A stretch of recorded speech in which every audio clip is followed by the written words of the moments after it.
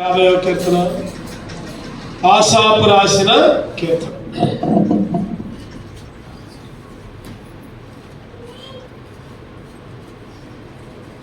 ఇరవై 23వ వచనం కలిసి చదువుకున్నాం. 50వ కీర్తన 23. స్తుతియాగం అర్పించేవాడు నన్ను మహిమపరచుచున్నాడు. స్తుతియాగం అర్పించేవాడు యేసుక్రీస్తు విలువ పెట్టి కొనుక్కున్నాడు. ఎందుకు కొనుక్కున్నాడు అంటే ఆయన్నే మహింపరచడానికి, ఆయన్నే స్తుతించడానికి. కాబట్టి ఆయన మహింపరచడమే కాదు, ఆయన మహింపరిచే విషయాల్లో కొన్నిసార్లు మనం సరి చేసుకోవాలి. ఆయన శిలువ రక్తములో మనం కడుక్కోవాలి.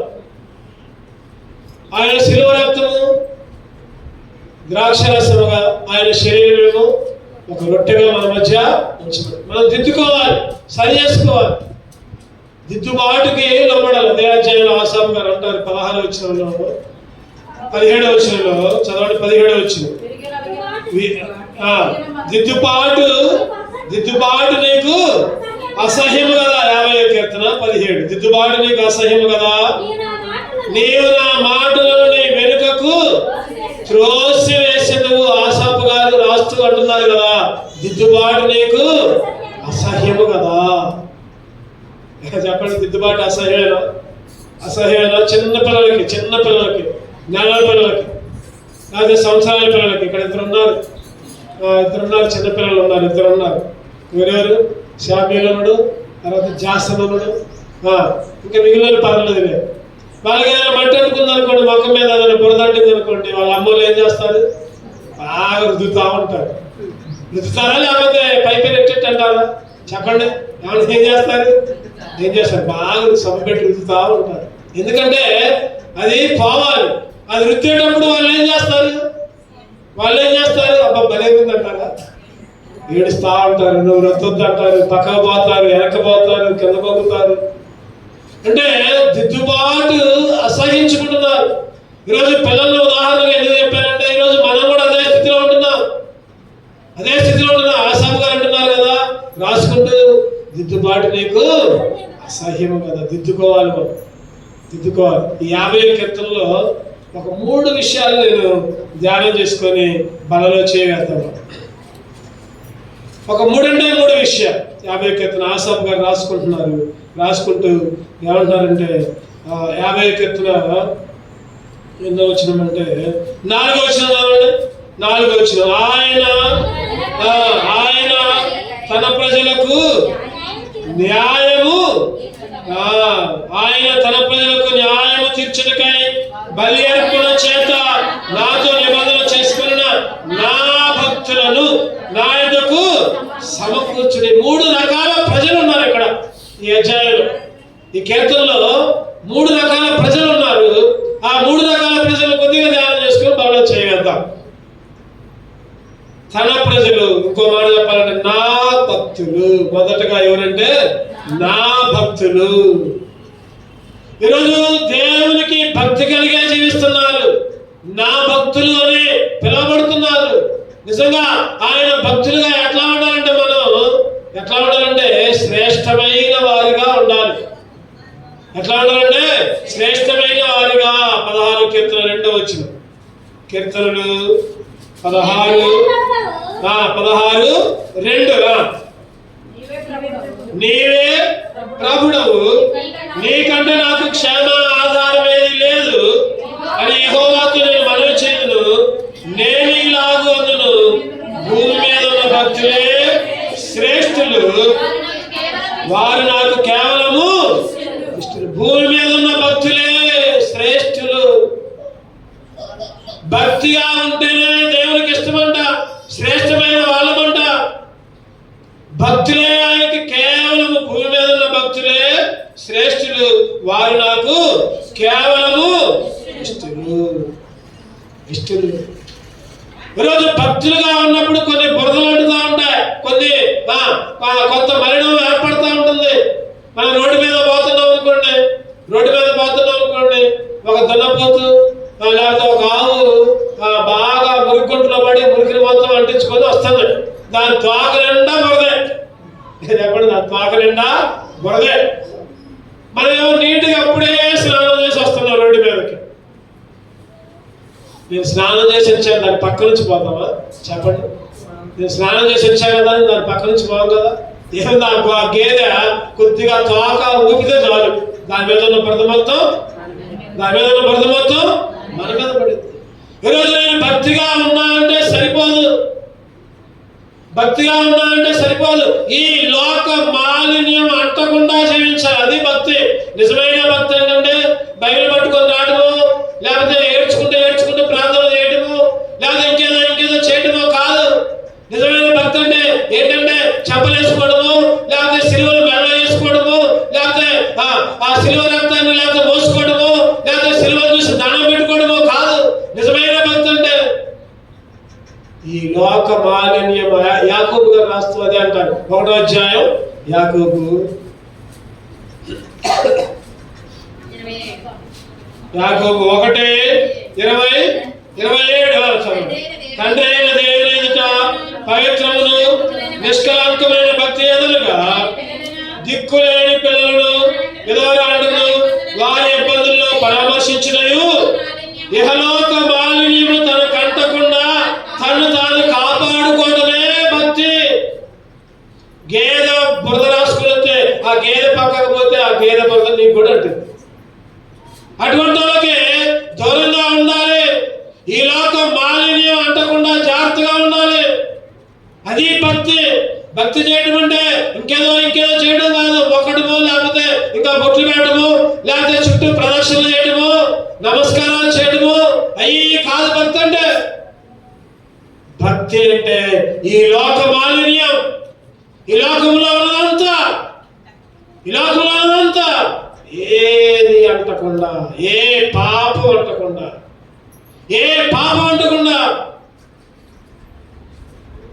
ఈరోజు ఒక బురదలో ఒక చెట్టు ఉంటుంది. బురదలో ఒక చెట్టు, తామర చెట్టు ఉంటుంది. ఆ తామరకు నేను ఈ మధ్యనే ఒక ప్రాంతానికి పోతే, ఒక మీటింగ్కి పోతే, ఆ పక్కన దూర ప్రాంతం గుడివాడకి వెళ్ళి పక్కన ఒక కాలువ ఉంది. ఆ కాలువలో అంతా బురదే.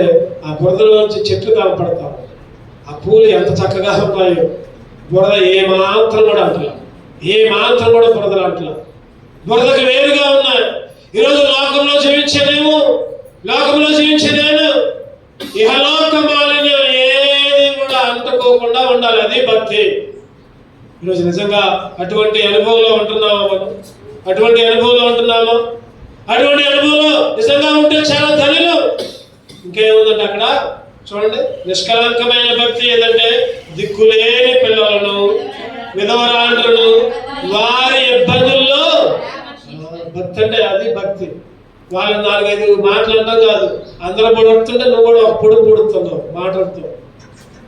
ఒక దెబ్బ కంటే ఏది ముఖ్యమైన దెబ్బను కొట్టచ్చు, కానీ మాట మాత్రం చాలా జాగ్రత్తగా ఉండాలి. ఈ నోట్లో వచ్చే మాట, ప్రతి మాట తోటి విశ్వాసుల పట్ల, సంఘంలో సేవకుల పట్ల, పక్కబిడ్డల పట్ల, లేకపోతే ఇంకా ముఖ్యంగా చిన్న పిల్లల పట్ల, విధవరాల పట్ల చాలా జాగ్రత్తగా ఉండాలి. పొరపాటులో వాళ్ళ ఒక్క మాట కూడా ఉండకూడదు. వాళ్ళ మీద ఏముంది అక్కడ? నిజమైన వ్యక్తి ఏదనగా దిక్కులేని పిల్లలను విధవరాలను వారి ఇబ్బందుల్లో, వారి అక్కర్లు, వారి పరామర్శ, వారి క్షేమ సమాచారాలు అన్ని అడిగి తెలుసుకోవాలంట. అది భక్తి అంటే. ఇంకా ఇహలోక మాలిన్యం అంటకుండా. నిజంగా ఈ మాట ఆలోచిస్తే నిజంగా ఈరోజు పొద్దున్న లేచిన దగ్గర నుంచి ఎవరితో సహవాసం చేస్తున్నాం, ఎవరితో మాట్లాడుతున్నాం? ప్రార్థన అయితే ప్రార్థనకు రాకుండా ఇంకెక్కడ ఉంటున్నాం? దేవుని సన్నిధి అయితే దేవుని సన్నిధిలో నిలవకుండా ఎక్కడెక్కడ నిలబడుతున్నాం? ఇంకా ఎక్కడ మాలిన్యాన్ని అంటించుకుంటున్నాం? ఈరోజు ఆయన యేసుక్రీస్తు విలువ పెట్టి కొనుక్కుంది ఎందుకంటే నిజమైన భక్తి చేయాలని, ఇలాగ మాలిన్యం అంటించుకోకూడదని ఆయన రక్తము కార్చి త్యాగము అర్పించే విడగా, ఆయన మహింపరిచే విడగా ఎందుకు ఎంచుకున్నాడంటే ఈ లోక మాలిన్యం ఏమాత్రము కూడా అంటుకోకుండా ఉండాలి. అది గొప్పతనం. మొదటగా ఆయన భక్తులుగా ఉండాలి, నిజమైన భక్తులుగా ఉండాలి. ఆ భక్తులే ఆయనకి శ్రేష్ఠులంట. ఆ భక్తులే వాళ్ళకి కేవలము నిజంగా ఈ భక్తి, ఆయన భక్తులుగా, ఆయన ప్రజలుగా ఉన్నామా లేదా? ప్రశ్న. రెండవదిగా చూద్దామండి. 3 రకాల ప్రజలు ఉన్నారు. మొదటి రకం ప్రజలేమో ఆయన భక్తులు. రెండో రకం ప్రజలు చూద్దామండి. కీర్తనలు, అదే కీర్తన 50వ అధ్యాయం 7వ వచనం. అదే కీర్తన 57, నా జనులారా, నా జనులారా నేను మాట్లాడబోచున్నాను, ఆలకించు. నా జనులారా ఏముంది ఇక్కడ చెప్పండి? ఇశ్రాయేలు ఆలకించు, నేను దేవుడును, నేను నీ మీద సాక్ష్యం పలికిన. నా జనులారా నేను మాట్లాడబోచున్నాను, ఆలకించు. రెండోదిగా, ఒకటోదేమో నా భక్తులు, రెండోదేమో నా జనులు. నా జనులు, ఆయన జనం, ఆయన మంద, ఆయన మేపే గొర్రెలు. నా జనులారా, నా జనులారా ఏం చేయాలంట? నేను మాట్లాడబోచున్నాను, ఆలకించు. నా జనులు, నా జనులు 2 నేరాలు చేశారని చెబుతుంది ఇర్మియా గారు. చదవండి, ఇర్మియా 2వ అధ్యాయం. నా జనులని పిలవబడుతున్నాం మనం, నా జనులుగానే ఉంటున్నాం. కానీ నా జనులు అంట ఇర్మియాతో దేవుడు చెబుతున్నాడు. ఇర్మియా 2వ అధ్యాయం 13వ వచనం, 628. నా జనులు 2 నేరాలు చేస్తున్నారు, జీవ జనముల ఓటునైన నన్ను విడిచి ఉన్నారు. ఒకటో నేరం ఏంటంటే చెప్పండి, ఒకటో నేరం ఏంటి? జీవ జనములైన ఓటునైనా నన్ను విడిచి ఉన్నారు. జీవజల ఓట, ఆ జీవజల ఓట, ఆ ఓటును విడిచి ఎక్కడో ఎండిపోయిన దగ్గర, ఎండిపోయిన ప్రాంతంలో, మంచి నీరొచ్చే ప్రదేశంలో ఉన్నట్ల, వాక్యం అందించే ప్రదేశంలో ఉన్నట్ల, వాక్యము చేత హెచ్చరించబడే ప్రదేశంలో ఉన్నట్ల పక్కకు జరుగుతున్నారు. ఎండతో ఎండిపోతున్నారు, గాలిపోతున్నారు.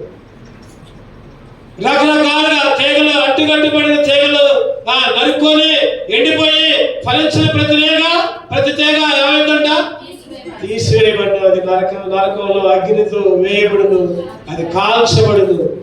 నా జనులు 2 నేరాలు, జీవజలపు ఓట విడిచి. ఎన్నిసార్లు ఈ జీవజలపు ఓట విడిచాం? ఎన్నిసార్లు జీవజలపు ఓటలు అందించే మందిరాన్ని విడిచి ఎన్నిసార్లు వ్యతిరేకంగా ఉన్నాం? ఎన్నిసార్లు దేవునికి వ్యతిరేకంగా నేరం చేశాం? నా జనులారా ఆలకించండి, ఆలకించండి. నా జనులారా 2 నేరాలు చేస్తున్నారు. ఒకటో నేరం ఏందంట? జీవజలపు. రెండో నేరం ఏందంట? తమ కొరకు తొట్లను, అనగా బద్దలై నీళ్లు నిలవని తొట్లను తొలిపించుకొని ఉన్నారు. నీళ్లు నిలవని తొట్లను నిలిపించుకొని ఉన్నారు. నీళ్లు నిలవని తొట్లను తొలిపించుకొని ఉన్నారు. చెప్పండి, 2 నేరాలు. ఒకటో నేరం ఏందో అర్థమైంది, జీవజలం ఓటలు వదిలిపెట్టారు. రెండో నేరం ఏంటి? తొట్లను, నీళ్లు నిలవని తొట్లు అంట. నీళ్లు నిలిచాయి కావు. ఒక తొట్టి, ఒక గాబు చేసుకుంటారు, ఆ గాబు కింద బొక్క పెడుతున్నారు. గాబుకి వాళ్ళే బొక్క పెట్టుకున్నారు, ఇంకెవరు కాదు, వాళ్ళే బొక్క పెట్టుకున్నారు. ఏమైతే చెప్పండి, నీళ్లు నిలుస్తున్నాయా? నీళ్లు నిలుస్తున్నాయా? నిలవట్లా. నీళ్లు నిలవని తొట్టి. తొట్టి అంటే ఏంటి చెప్పండి, ఎవరైనా చెబుతారా? తొట్టి అంటే ఏంటి? తొట్టి అంటే హృదయం. తొట్టి అంటే ఏంటంటే నీరంటే వాక్యం. నీరంటే వాక్యం. వాక్యం నిలవని హృదయాలు. వాక్యం ఏ మాత్రం కూడా నిలవదు హృదయాలు. ఎట్లా పోతున్నావు హృదయంలో వాక్యాన్ని, వాక్యం వెంటనే కారిపోతుంది బయట. నీళ్లు నిలవని తొట్లు అంటే వాక్యము నిలవని హృదయం. ఎన్నిసార్లు ఎన్ని మాటలు, ఎన్ని వాక్యాలు, ఎన్ని హెచ్చరికలు, ఎన్నిసార్లు సరి చేసినా అయినా కానీ ఆ తొట్టి ఏ మాత్రం కూడా నీళ్లు నిలవట్లా. వాక్యం అస్సలు నిలవట్లా హృదయంలో. నీళ్లు నిలవని తొట్టి.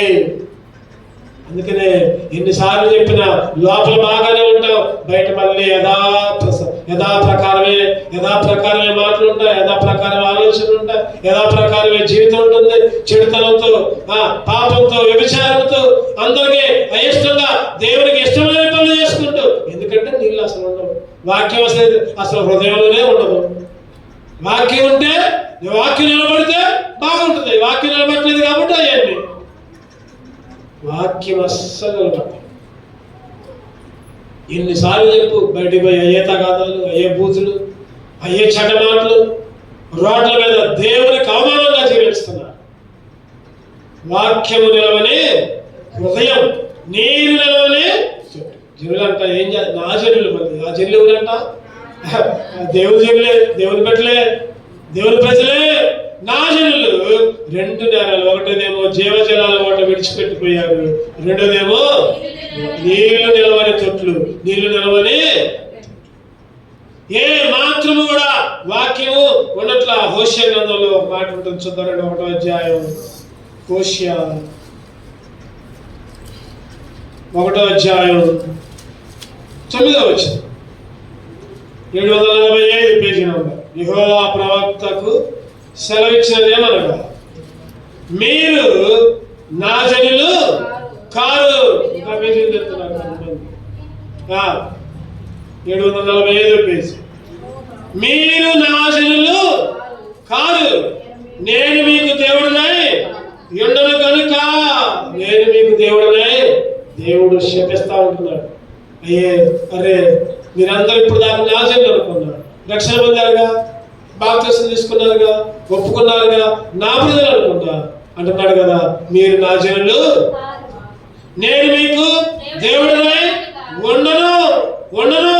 నేను మీకు దేవుడినై ఉండను, మీరు నా జనులు కాదు.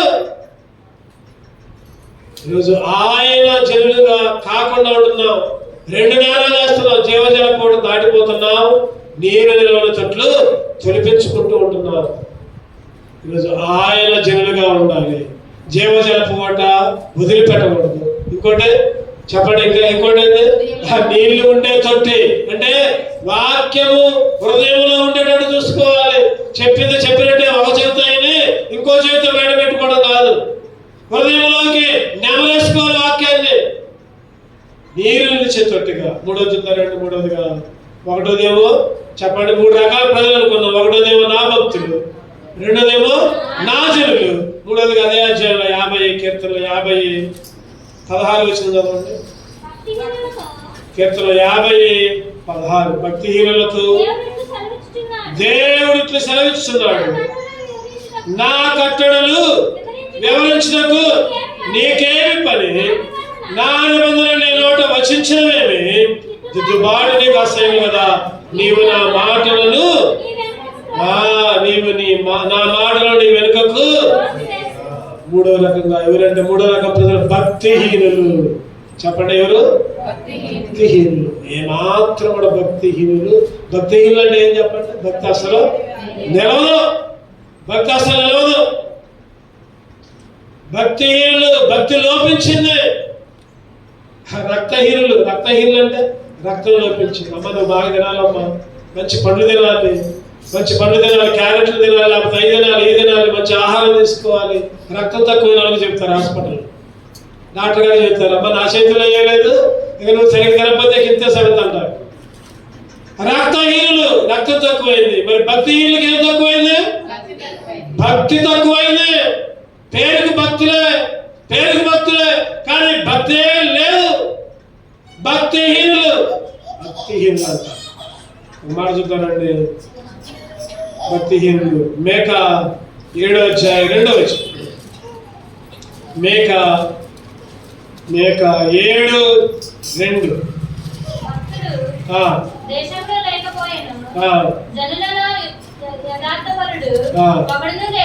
వాక్కడును లేడు, భక్తుడు దేశంలో లేకపోయినా జనుల యథార్థవరుడు అక్కడ లేడు. అందరూ ప్రాణహాని చేయటమే కొంచెడు అనే ప్రతి మనుషులు కిరాతులే, తన సహోదరుని కొరకు వనలను 2 చేతులతోనూ కీడు చేయ పూనుకుందరు. భక్తిహీనులు అంటే వీళ్ళందరూ. భక్తుడు దేశంలో ఒక్కడ కూడా లేడు. పేరుకు భక్తులే కానీ ఒక్కడ కూడా లేడు అని అంటున్నాడు ప్రవక్త. యథార్థవంతుడు ఒక్కడు కూడా లేడు. భక్తిహీనులారా జాగ్రత్త, భక్తిహీనత నుంచి విడిచిరండి. కీర్తనలు 34:9. కీర్తనలు భక్తులారా, యెహోవా భక్తులారా అని మాట ఉపయోగిస్తారు. కీర్తనలు 34:9. యెహోవా భక్తులారా, ఆయన యందు భయభక్తులు ఉంచుడి. ఆయన భయభక్తులు ఉంచే వాళ్ళకి ఏమీ కుదరదు. చూడండి అక్కడ మాట చూడండి, యెహోవా భక్తులారా. ఆ పేరుకి మాత్రం యెహోవా భక్తులే, భక్తులుగా చెబుతుండే దేవుడు. యెహోవా భక్తులారా ఏముందంట? ఆయన అంటే భక్తులకే భయభక్తులు లేవు. యెహోవా భక్తులకే ఏడు అంటే భయభక్తులు లేవు. యెహోవా భక్తులారా ఆయన భయభక్తులు ఉంచండి. ఆయన భయభక్తులు ఉంచడానికి ఏది కుదరలేదు. భయభక్తులు ఉంచండి, భక్తి కలిగి ఉండండి. ఏది తక్కువ కాదు, ఏది తక్కువ కాదు. 400 సంవత్సరాలు నడిచారు. చెప్పండి, 40 సంవత్సరాలు కాలినడకన పోయారు. ఏదైనా తక్కువైందా? ఏదైనా తక్కువైందా? 400 సంవత్సరాలు బానిసలుగా ఉన్నారు, 40 సంవత్సరాలు విడిపించుకుని వచ్చారు. ఏది తక్కువ కాదు, ఏది తక్కువ కాల. తిండి తక్కువ కాల, బట్టలు తక్కువ కాల, చెప్పులు తక్కువ కాల, ఆరోగ్యాలు తక్కువ కాల. ఎవరు పాలన హాస్పిటల్ పోయినట్టు రాయాలా అక్కడ. ఏది తక్కువ కాకుండా పోషించాడు దేవుడు. యెహోవా యందు భక్తులారా, ఆయన యందు భయభక్తులు కలిగి భక్తిహీనులుగా ఉంటే ఏ నష్టాలు వస్తాయి చూద్దారండి. అదే 34వ కీర్తన 9వ వచనం చదవండి. 34వ కీర్తన 32వ కీర్తన 10వ వచనం.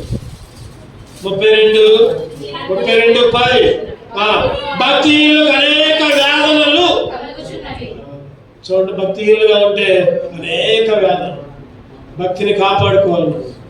భక్తిహీనులుగా ఉంటే అనేక వేదనలు, అనేక బాధలు, అనేక సమస్యలు. అయ్యో నేను భక్తిగా ఉంటున్నాగా, అయ్యో నేను మందిరానికి పోతున్నాగా, నాకేంటి వేదన అంటే ఎక్కడో భక్తి తక్కువైందనమాట. భక్తి తక్కువైందని సరి చేసుకోవాలి. భక్తిహీనుల కంట అనేక వ్యాధులు. అదే కీర్తన 34:21 చదవండి. 34:21 చెడుతనము భక్తిహీనులను సంహరించిన. భక్తిహీనులు అంటే సంహరించబడతారంట. రెండో నష్టం ఏంటంటే భక్తిహీనులుగా ఉంటే సంహరించబడతారు. సంహరించబడతారు లేకుండా ఉంటారు, దేవునిలో అస్సలు ఉండరు. మూడోదిగా చూద్దామండి. యోబు గ్రంథం 36:6. యోబు గ్రంథం 36:6 భక్తిహీనులకు వచ్చే నష్టాలు చెప్తున్నా నేను. 36:6 భక్తిహీనుల ప్రాణమును ఆయన కాపాడడు. ఏముంది అక్కడ? కాపాడడు. భక్తిహీనులు అస్సలు పట్టించుకో. భక్తిహీనుల ప్రాణం కాపాడు. వాళ్ళకి మేలు చేయడు. వాళ్ళకి అన్ని నష్టాలే వస్తాయి, వాళ్ళకి అన్ని ఇబ్బందులే వస్తాయి. చెప్పండి, భక్తిహీనుల కంట ఒకటోది అనేక వ్యాధులు. భక్తిహీనులకి సంహరిస్తాడు. మూడోది భక్తిహీనులకి అసలు కాపాడనే కాపాడు. 18వ అధ్యాయం యోబు గ్రంథం 5వ వచనం. యోబు గ్రంథం 18:5 భక్తిహీనుల దీపము వెలుగే ఉండదక. చీకటిలోంచి వచ్చాను అనుకుంటున్నారు. అయ్యా నన్ను చీకటి నుంచి విడిపించావు, వెలుగులోకి తీసుకుని వచ్చావు అని అంటాం, ఆరాధన చేస్తాం. భక్తి లేకపోతే భక్తిహీనుల దీపం అల్లి ఆరిపోతే మళ్ళీ చీకటే కదా. అక్కడ అగ్ని పండ్లు కొరుకుట ఉండదు. అక్కడ అగ్నియు పండ్లు కొరుకుట. ఆ చీకటి పిల్లలోకి వెళ్తాం. భక్తిహీనులకి దీపం ఆరిపోతుంది. ఇంకో నష్టం చూద్దాం. 5వ నష్టం 112వ కీర్తన 10వ వచనం. ఇవన్నీ భక్తిహీనులకు వచ్చాయన్నమాట నష్టాలు. 112:10 భక్తిహీనులు దాన్ని చూచి చింతపడదురు, వారు పండ్లు కొరుకుచు క్షీణించిపోదురు. భక్తిహీనుల ఆశ ఏమైందంట? వాళ్ళ ఆశ ఏమాత్రం కూడా నెరవేరవు. వాళ్ళ కోరికలు ఏమాత్రం కూడా నెరవేరవు. భక్తిహీనుల స్థితి 5 నష్టాలు చెప్పుకున్నాం. చెప్పండి. ఒకటోది వేదన, రెండోది సంహరించబట్టం, మూడోది ఆయన అస్సలు ఏమాత్రం కూడా కాపాడడు, 4వది దీపం ఆరిపోద్ది, 5వది ఆశ భంగం నెరవేరదు. ఈరోజు భక్తిహీనుడిగా ఉంటే ఈ 5 రకాల నష్టాలు కావాలా? ఈ 5 రకాల నష్టాలు కావాలా? లేకపోతే దీవెనలు కావాలా? యెహోవా భక్తులారా, ఆయన యందు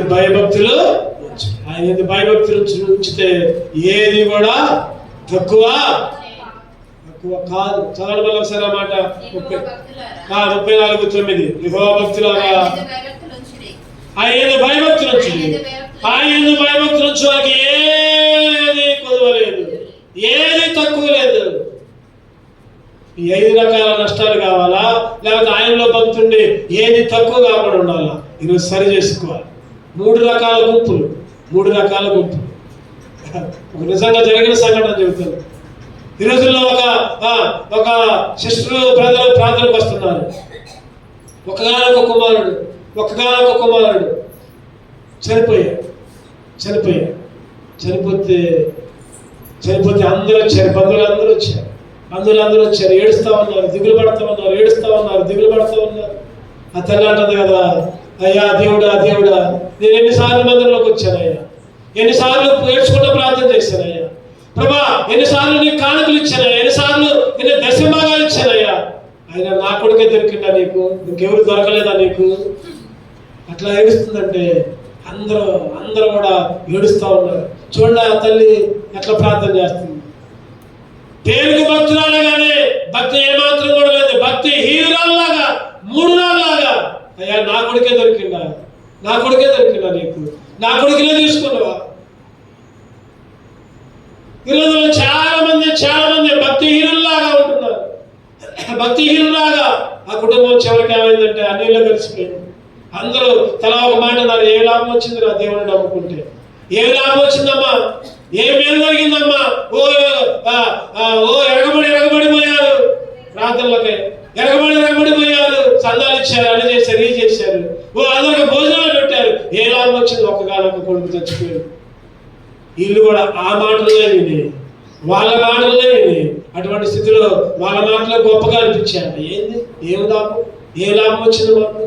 లోకంలో కలిసిపోయి లోకంలో జీవిస్తా ఉంటున్నారు. ఈరోజు అదే ఒక ఉదాహరణ. అమెరికాలో జరిగిన సంఘటన. ఒక తల్లి, ఒక సిస్టర్, అంటే 40 సంవత్సరాలు ఉంటాయి ఆ అమ్మాయికి. డ్యూటీకి వస్తుంది, పిల్లలు లేరు, భర్త భార్య ఇద్దరు చిరాకు ఉద్యోగం చేస్తున్నారు. భర్త భార్య అనుకోకుండా భర్త జబ్బును పడ్డాడు. ఎన్నో హాస్పిటల్ చూపించింది, మందిరం దగ్గరకు పోయింది, ప్రార్థన చేయించింది. కానీ అనుకోకుండా ఒక రాత్రి బాగానే ఉన్నాడు, బాగానే మాట్లాడుతున్నారు, అనుకోకుండా చనిపోయాడు. చనిపోయిన తర్వాత దుఃఖపడింది, ఏడ్చింది. తెల్లారి ఆదివారం మధ్యరాత్రి చనిపోయింది. ఎవరికి చెప్పలా. తనలో తానే దిగమెక్కుకొని, ప్రభా నువ్వు ఇచ్చిన ఆరోగ్యంకై వందనాలు నాయన, ప్రభా ఇప్పుడు దాకా సజీవంగా ఉంచాను నా భర్తని, ప్రభా ఇప్పుడైతే నీ దగ్గర తీసుకున్నావు, స్తోత్రమయ్యా. కొద్దిసేపు ఏడ్చింది శారీరకంగా, తర్వాత దేవుని స్తుతించింది. ప్రభా నువ్వు గొప్ప దేవుడు నాయన, ప్రభా త్వరలో నేను కూడా నా భర్తను కలుసుకున్న ఏర్పాటు చేయలేదు, ఈ లోకంలో ఉన్నప్పుడు అని సైలెంట్ గా తెల్లారి పొద్దున్నే లేచింది. ఏ మాత్రం కూడా దుఃఖపడలా, సంతోషంగా స్నానం చేసింది, బైబిల్ పట్టుకుంది, చర్చికి వెళ్ళింది, ఇంటికి తాళం వేసింది. ఇంటికి లోపల ఎవరున్నారు చెప్పండి? శవం ఉంది లోపల. ఇంటికి తాళం వేసింది, చక్కగా చర్చికి పోయింది, ఆరాధించింది దేవుణ్ణి. ఆరాధన అయిపోయిన తర్వాత, ప్రార్థన అయిపోయిన తర్వాత సేవకుడి దగ్గర పోయింది. అన్న రాత్రి నా భర్త చనిపోయాడు, వచ్చి సంఘమంతా వచ్చి దహన సంస్కారాలు కార్యక్రమాలు చేయండి అన్న. ఆ సేవకుడు ఆశ్చర్యపోయాడు. ఎంత గొప్ప నిరీక్షణ, ఎంత గొప్ప ధన్యత. ఇటువంటి వాళ్ళు కనబడతారా? అసలు ఎక్కడన్నా ఉంటారా? దేవుడే ఫస్ట్, దేవుని మందిరమే ఫస్ట్. అందరికి చెప్పుకోవాలా, బంధువులకు చెప్పుకోవాలా. ప్రార్థన అయిపోయిన తర్వాత అందరికి చెప్పుకుంది. ఇదిగో సాయంత్రం 6 గంటలకు సమాధి కార్యక్రమం ఉంటుంది, అందరు రండి. వచ్చిన ఎవరు ఏడవమాకండి. మళ్ళీ ఏం చెప్పింది చెప్పండి? వచ్చిన ఎవరు ఏడవమాకండి. నా భర్త దేవుని దగ్గర పోయాడు, నా భర్త పరలోకం వెళ్ళాడు. అందరు వచ్చారు, సేవకులు వచ్చారు, సంఘం వచ్చింది. ఘనంగా పాటలు పాడుకుంటూ దేవుని స్తుతించుకుంటూ వచ్చి దగ్గర నుంచి సగం అయిపోయింది. సంఘంలో ఉన్న కూడా ఎవరు ఇంటికి పోలా, ఎవరు మందిరం అయిపోవాలి ఇంటికి వెళ్ళా. అందరూ కూడా ఆవంతునే అన్నదమ్ములు ఎవరు ఆవంతునే వచ్చారు, కూర్చున్నారు. ఒక్కొక్క సాక్ష్యం, ఒక్కొక్క పాట. 2 దాకా అదే పాటలో అయ్యే సాక్ష్యాలు. ఒక పాట ఒక సాక్ష్యం, ఒక పాట ఒక వాక్యం.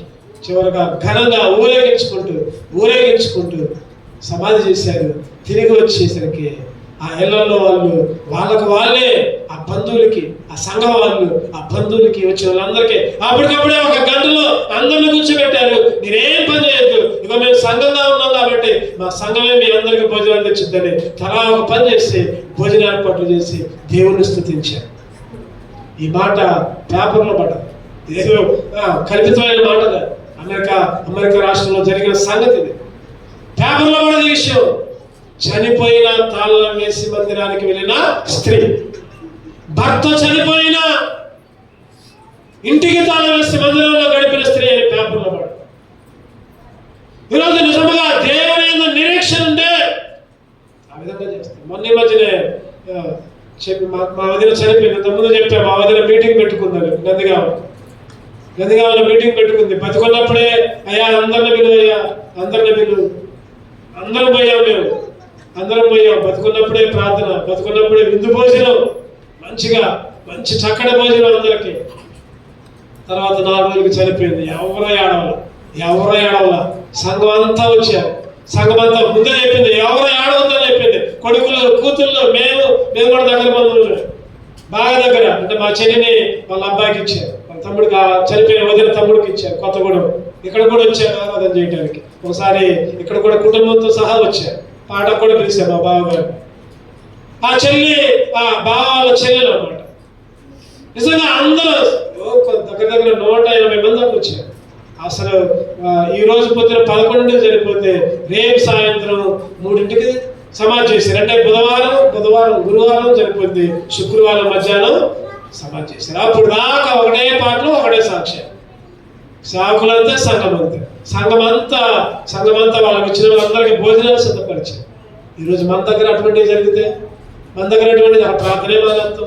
వచ్చేవాళ్ళు కూడా ఆ ఇంటి పేరుటోళ్ళు కూడా అమ్మో మా ఇంటి పేరుటోళ్ళుగా మాకంటూ అసలు ప్రార్థనలోనే కాదు. ఎందుకు చెప్తున్నా అంటే మిమ్మల్ని ఏదో కించపరచడానికి చెప్పట్లా, వాక్యం కాబట్టి చెబుతున్నాను. ఈరోజు నిజమైన భక్తులు కులాచారాలు, మతాచారాలు పక్కన పెట్టు, దేవుని స్థలంలో గడిపి దేవునికి మహిమకరంగా సమాధి కార్యక్రమాలు చేయి. లేకపోతే నేను చనిపోయినా మీరు అందరూ అంతే చేయండి, అంతే. మీకే అప్పచెబుతున్నా, సంఘానికి అప్పచెబుతున్నా. నేను ఏ మాత్రం కూడా ఏడవద్దు, దేవుని స్తుతించాలి.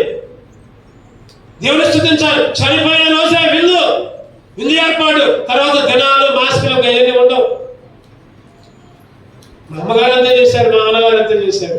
కొంతమంది బంధువులు సరే కొన్ని రోజుల తర్వాత వచ్చారు, కూర్చున్నారు, ఇంట్లో వరకే చేశారు. అసలు మాకు అసలు ఇష్టం లేదు, ఎందుకంటే ముందే చెప్పారు. అది క్రైస్తవ్యం, అది భక్తులు. అందుకనే వారు భక్తులు, భూమి మీద ఉన్న భక్తులే శ్రేష్ఠులు. వారు నాకు కేవలము ఎన్ని కూడా వదిలిపెట్టాలి. ఈ లోకంలో ఉన్నంతా వదిలిపెట్టాలి. ఆచారాలు చనిపోయిన తర్వాతనే ఆచారాలు వస్తాయి. లేకపోతే పెళ్లిళ్ళప్పుడే, లేకపోతే ఇంకేదైనా సందర్భం అప్పుడే ఆచారాలు వస్తాయి. ఈ ఆచారాలన్నీ, కులాచారాలు, మతాచారాలు పక్కన పెట్టాలి. అది దేవుడు మనకు నేర్పేది.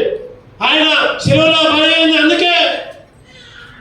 అందుకనే అట్లా చేసి కూడా మనం దేవుని ఏం చేస్తున్నామంటే శిలువ వేస్తున్నాం. దేవుని విడవగా ఉండే, దేవుని భక్తులుగా ఉండే, దేవుని ప్రతిరోజు శిలువ వేసే వాళ్ళగా ఉంటున్నాం. ఎన్నిసార్లు శిలువ అట్లా, ఎన్నిసార్లు దేవునికి వ్యతిరేకంగా ఉండట్లా. ఈరోజు 3 జనాంగాలు, 1 నా ప్రజలు, 2 నా జనులు, 3 నా భక్తిహీనులు. ఏ స్థితిలో ఉన్నాం? భక్తులుగా ఉండి మోసం చేసుకుంటున్నాం, జనులుగా ఉండి మోసం చేసుకుంటున్నాం, భక్తిహీనతలో ఉండి 5 రకాలుగా నష్టాలు పొందుకుంటున్నామేమో. జాగ్రత్త. 2 కళ్ళు మూసుకుందాం. ఒక్క నిమిషం మనమే సరి చేసుకో. ఏదో దేవుని బిడ్డలుగా పిలవబడితే అదేదో గొప్పతనం కాదు. దేవుని బిడ్డలుగా నేను రక్షణ పొంది, నేను బాప్తిసం తీసుకున్నా అంటే గొప్ప కాదు. ప్రతిరోజు నిన్ను నువ్వే సెలవేసుకోవాలి. ప్రతిరోజు అన్నిటికీ దూరంగా ఉండాలి. అది భక్తి, నిజమైన భక్తి. వేషధారణ భక్తి అసలు వద్దు. ప్రేమైన అక్క, చెల్లి, తమ్ముడు అన్నారు, ప్రేమైన తల్లి, జాగ్రత్త. లోకంలో ఉంటున్నాము. ఆసాపు గారు 3 రకాలుగా ప్రజలు వర్ణించారు. నా జనులు, నా భక్తులు, భక్తిహీనులు. స్తుతియాగం అర్పించారు. దిద్దుబాటు నీకు అసహ్యం కదా. సరి చేసుకోవడం అంటే నీకు ఇష్టం లేదు కదా. నువ్వు దిద్దుబాటు చేస్తుంటే నువ్వు దూరంగా పోతున్నావు కదా. దిద్దుబాటు చేసుకుంటే మనసు నొచ్చుకుంటుంది కదా. దిద్దుబాటుగా వాక్యాలతో హెచ్చరిస్తే ఆ సేవకుడి మీదనే నిందలేస్తున్నావు కదా. తోటి విశ్వాసుల మీదనే నిందలేస్తున్నావు కదా. ఇంకా దిద్దుబాటు చేసుకోవా? ఇంకా సరి చేసుకోవా? ఇంకా భక్తుల్లాగా పేరుకే కనపడుతున్నావా? ఇంకా ఆయన జనుల్లాగానే 2 నెలలు చేసుకుంటూ ఆ 2 నెలల వల్ల 20 నెలలు అవుతున్నాయి.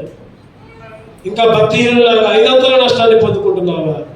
మీరు నా భక్తులే కాదంటున్నాడు. మీరు నా జనులే కాదంటున్నాడు. ఇగో మీకు శ్రమ, వేదన, దుఃఖం, బాధ అన్నీ సంహరిస్తా, మీ ఆశ ఏమాత్రం కూడా తీర్చను అంటున్నాడు. తీర్చను. సరి చేసుకుందాం. ప్రభా పేరుకి నీ భక్తురాలని ఆయన, పేరుకి నీ జరగని ఆయన, భక్తిహీనతలో ఉండి 500 నష్టాన్ని పొందకుండా కాపాడయ్యా. మనం సరి చేసుకున్న యోగ్యముగా మనలో చేయాలి.